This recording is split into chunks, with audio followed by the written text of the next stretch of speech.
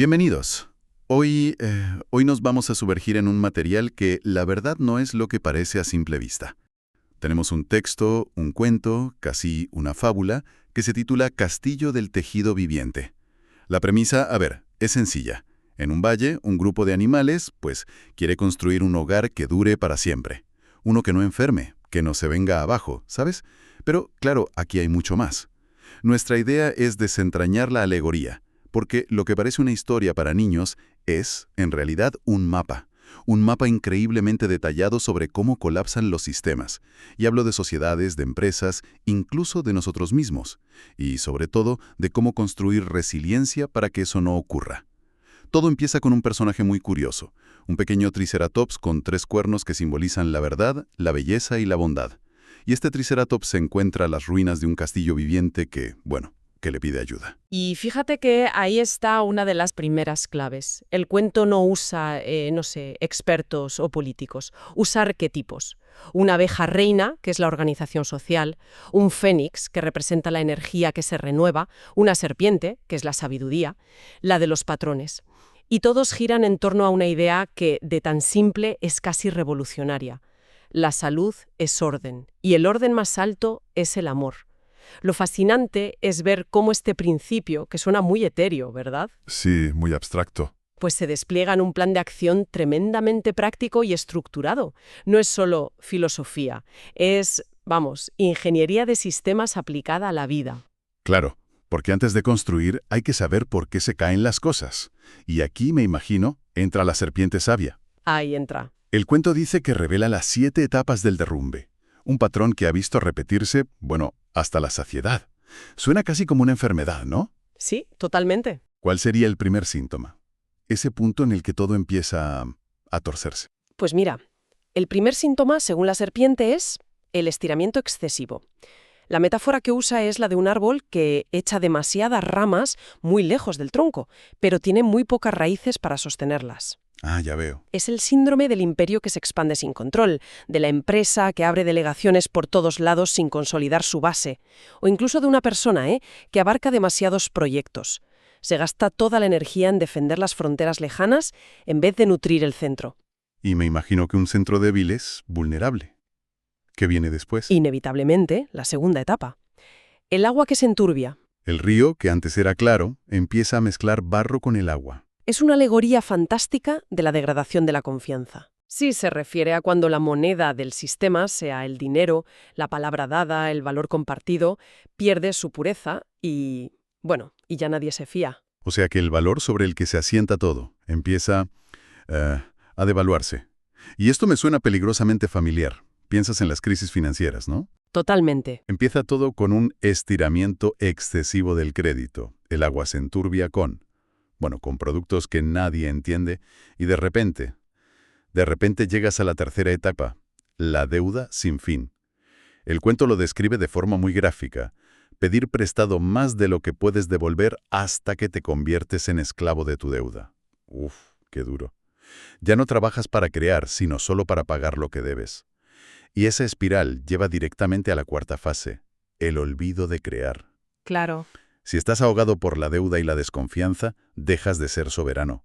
Dependes de otros para lo esencial, la comida, la energía, las herramientas. Pierdes la capacidad de producir por ti mismo. Y esa dependencia genera una sensación de impotencia, de fragilidad. Exacto. Y eso es la quinta etapa, la tristeza interior. El cuento dice que el nido se llena de pájaros que solo pelean, la división. Es la desconfianza interna, la polarización, la división. El tejido social se desgarra desde dentro y, como consecuencia, los más sabios y capaces se marchan. Con el sistema ya herido de muerte, llega la sexta etapa, la moneda rechazada. ¿Y eso qué significa? Pues que tus semillas, o sea, el valor que tú produces, ya no son aceptadas por nadie fuera. Estás aislado. ¿Y el golpe de gracia es? El derrumbe súbito. Y esto es fundamental. El texto insiste en que el colapso final no es un lento declive, es repentino. Ah, no es gradual. No. Como cortar el último hilo que sostiene una red. Un día parece que todo aguanta y al siguiente todo está en el suelo.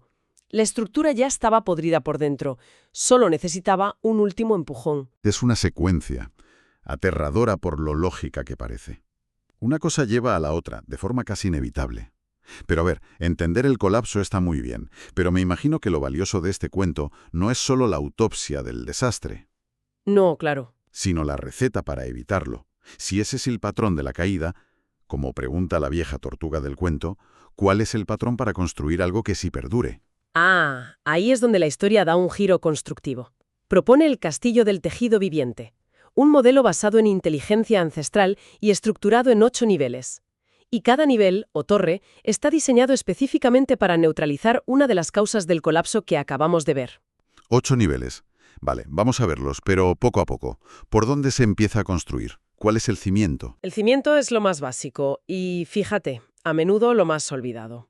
El nivel 1 es el fundamento físico, la torre de tierra. Su guardiana es la tortuga. La tortuga. Lento pero seguro. Eso es. Su lección es la autosuficiencia radical. Hablamos de tener control sobre tu propio alimento, agua pura, un refugio sólido. La lección anticolapso es cristalina. No puedes ser libre si dependes de otros para sobrevivir. De acuerdo, la base material. Y una vez que tienes eso, ¿qué es lo siguiente? El segundo nivel es el flujo etérico, la torre de viento y luz, custodiada por el Fénix. El Fénix. La renovación. Exacto. La idea es que la energía vital del sistema debe fluir y renovarse, nunca estancarse. En el castillo, esto se traduce en un diseño con ventilación cruzada, con ventanas que siguen el recorrido del sol. La lección es que el estancamiento energético en una casa, en una organización, en un cuerpo, es sinónimo de enfermedad. Espera un momento. Lo que me llama la atención es que estos dos primeros niveles, físico y energético, y el que me imagino que vendrá ahora, el emocional, Sí, son casi como la pirámide de Maslow, pero aplicada a un sistema. No puedes tener un pensamiento elevado o una gran cultura si la estructura se está cayendo o si la gente vive con miedo. has dado en el clavo. Totalmente. El tercer nivel es precisamente la armonía emocional, la torre del corazón, asociada al delfín. Ajá. El objetivo es crear espacios, tanto físicos como sociales, que sanen y transformen las emociones negativas.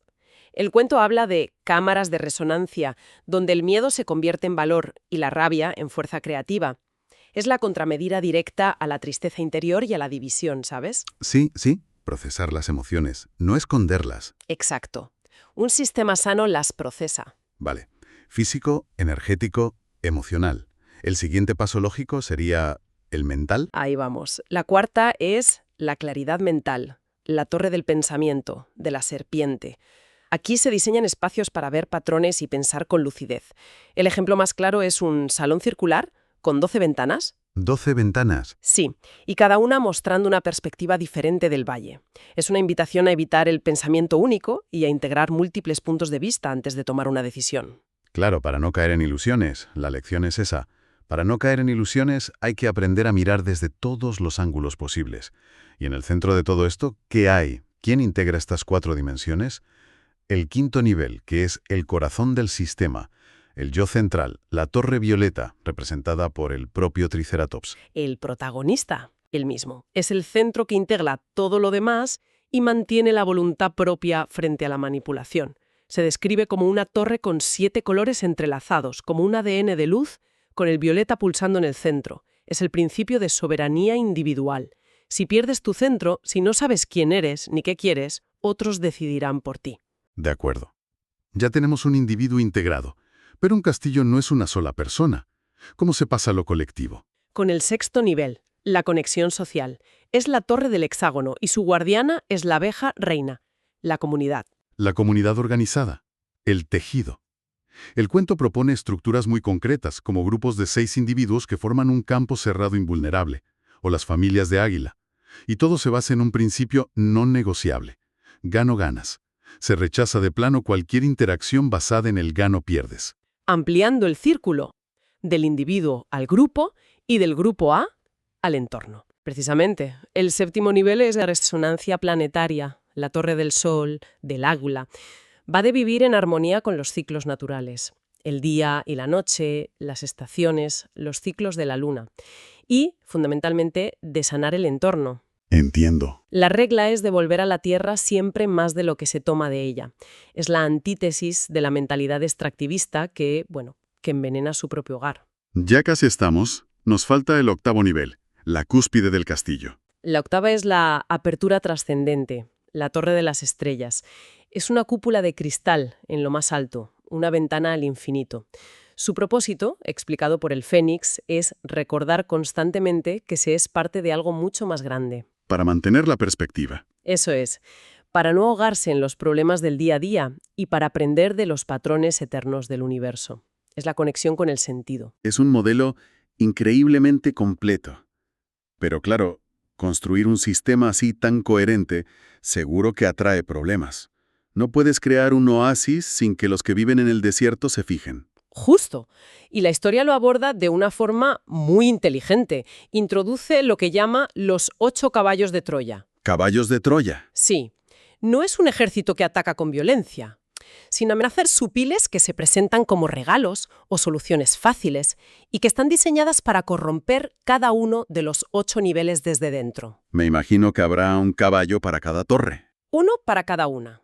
Por ejemplo, al nivel físico lo ataca el mercader de comida brillante, que ofrece alimentos procesados, muy atractivos pero vacías de nutrientes. Ah, claro. Al nivel energético, el vendedor de sueños en botellas, que vende entretenimiento pasivo y escapismo a cambio de tu energía vital. Y al emocional, déjame adivinar. Algo que ver con el miedo. Exacto. El sembrador de miedos, que bombardea con noticias terribles para paralizar a la gente. El 4º caballo tiene que ser el que ataca la mente.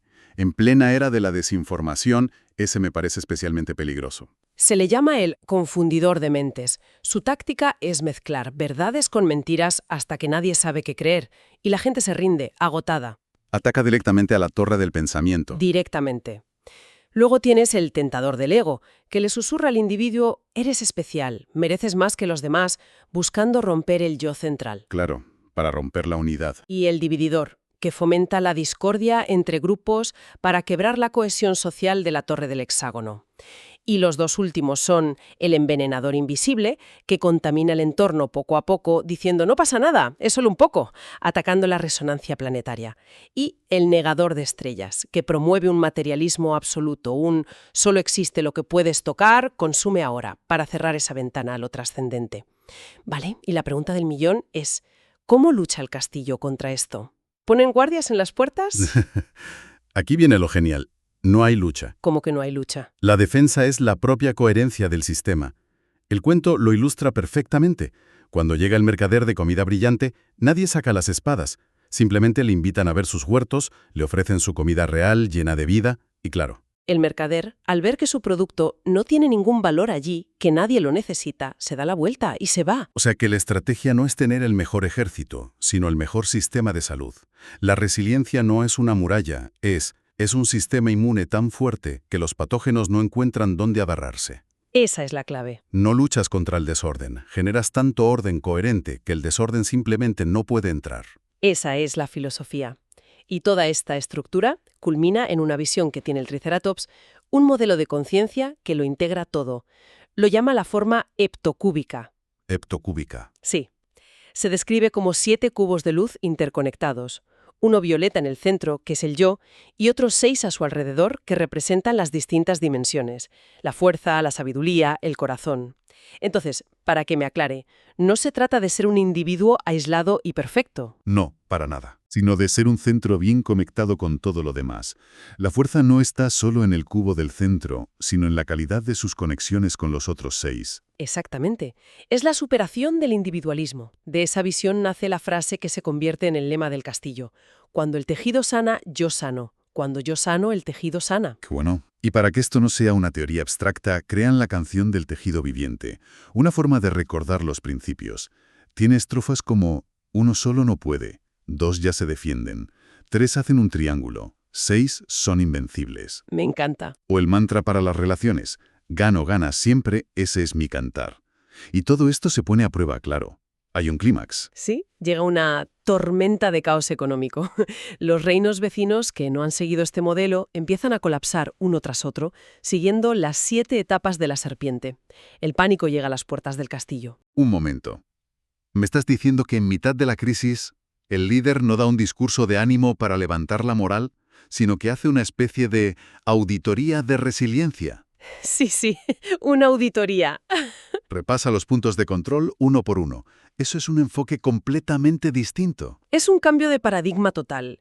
El Triceratops no vende esperanza vacía, presenta datos, va punto por punto. ¿Estamos sobreextendidos? No. ¿Somos autosuficientes? ¿Tenemos una deuda impagable? No. ¿Creamos nuestro propio valor? ¿Estamos divididos por el miedo? No. La torre del corazón nos mantiene unidos. ¡Wow! Y tras demostrar la solidez del sistema, lanza la declaración que lo resume todo. Nosotros no colapsaremos porque somos un tejido viviente. Y la tormenta, aunque ruge fuera, no puede penetrar la coherencia del castillo. ¡Qué potente! Y al final, cuando todo pasa y los supervivientes de otros reinos llegan buscando el secreto... La respuesta es que no hay secreto. Hay un patrón, un diseño, un tejido que se puede aprender y replicar. La resiliencia no es un tesoro que se guarda, es un conocimiento que se comparte. Y la frase final del cuento que lo ata todo es: el amor organizado. Eso es la verdad. Es asombroso. ¿Cómo una fábula puede contener un manual de estrategia tan profundo y aplicable a cualquier escala? Y para que nos quedemos pensando, el cuento termina con un acertijo. Lo deja en el aire. Soy más fuerte que una torre de piedra, pero más flexible que el viento. Cuanto más me divides, más me multiplico. Cuanto más me das, más tengo. ¿Qué soy? No da la respuesta explícita, pero deja todas las pistas. El amor organizado, la confianza, el conocimiento compartido, la salud consciente. Es una pregunta abierta, vamos. Una invitación a que cada cual siga tejiendo estas ideas por su cuenta.